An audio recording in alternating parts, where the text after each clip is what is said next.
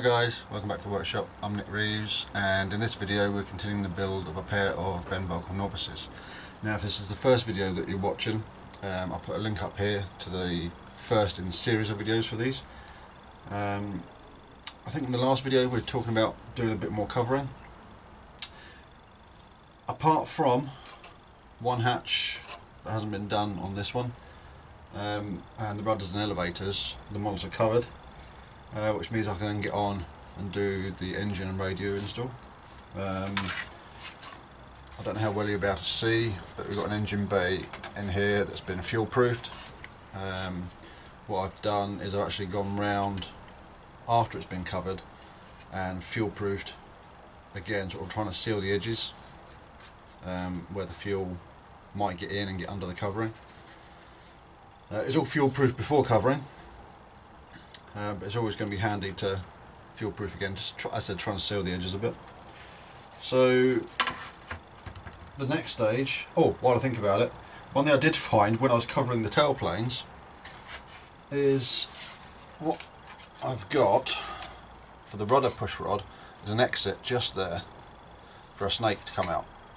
Now on this particular model, this particular one I've got here, I don't know quite why, I can't remember off the top of my head, but I've had to space, yes I do remember, the fins are very slightly further forwards I think than the drawing, to make the rudders clear. I found this issue on the first one I built that's still underneath the bench. Now during the build that wasn't, that movement of the fin wasn't allowed for in the build, so I had to lift the tailplane up by a 1/16 of an inch, I think it is. Not the tailplane, the fin, sorry. What I didn't think of before I covered them was the exit for the push rod. So because the fins are very much slightly further forward, slightly higher, they're going to foul on the triangle support for the fin. Just in here. Again, I don't know how well you'll be able to see. So what I've had to do on this one is I've had to get a round file in and just take a little notch out the triangle just to give the clearance for the push rod. The blue one is the exit is slightly further forwards, I think by luck more than anything, and that actually clears the triangle, or certainly clears it enough. So that's where we are with the two fuselages covering wise. What have I done next? Well, on the blue one, we've got the hatch to go on the front. That's just been covered. It's just a little ball, so it's part of the fuselage that was built and then cut off. She's got a little tongue on the front, and just slots in. Not quite sure how I'm going to secure it permanently yet. It might just be a screw in the top. I don't know if I think a screw might be the best answer. And I've put the engine in the front. Again, I don't know how well you'll be able to see it. The light's a bit rubbish in here just now. That was all pre-fitted before the model was finished being built. So I know it was going to go in and it's secure in there.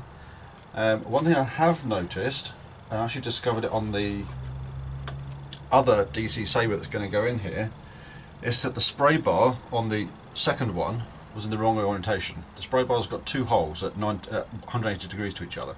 Now they should be across the airflow. They're actually vertical in the airflow, so it wasn't going to run right. It would run, but not correctly.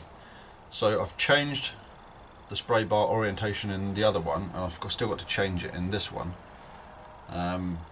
So it's across the airflow. While the other one's still in the test bench, I'll give that a run up on there to make sure that's good. But I'll wait to run up this one until the model's finished.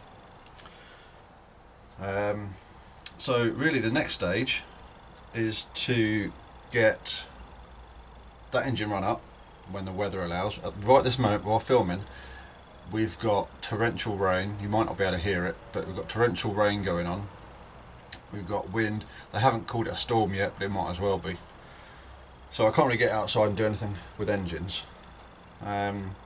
So I thought I was going to carry on in here. What I think I'll probably do is see about getting tanks fitted, batteries in the front, get servos fitted, and just generally try and progress them a bit. They're so close to being finished. I've just finished the ME109, the PSS glider, up to a point where it needs test flown and then painted. Again, I'll put a link up here to that build series. So yeah, for now I shall just carry on, see how far I can get, and hopefully get these closer to being ready to fly.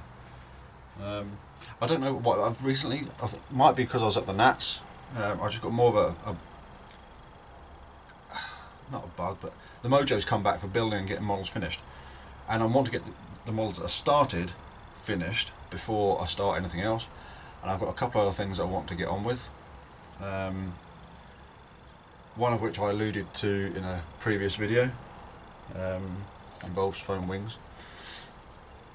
So yeah, I'm going to crack on with this and come back to you in a bit once I've done a bit more. So until then, catch you in a bit. So then, this is the first of the two novices, just about ready to go. The only thing that's left to do now really is final balancing, which I'll do once I've got the spinner that's due to come. Shouldn't take too much lead in the front. I've changed the battery from a AAA 4-cell pack to an AA 4-cell pack. I didn't think it was going to fit in there, but it will. The only other thing I've got to do, which I can use to help the balance, is get the receiver in there. The receiver doesn't weigh much, so I'm not too worried about that. Initial balancing, I might have to add about 40 grams, maybe 50 grams of, no sorry, 25, these little square things, what are these, 5s? So 25 to 30 grams of lead into the tank bay here, which isn't much really. And then she's ready to go. Got to finish the other second one, which I'll carry on doing with just now, but for all intents and purposes this one's ready to go. I suspect the next video in this series will be at the field when we're trying to give them a fly. So until then, I'll catch you all a bit later.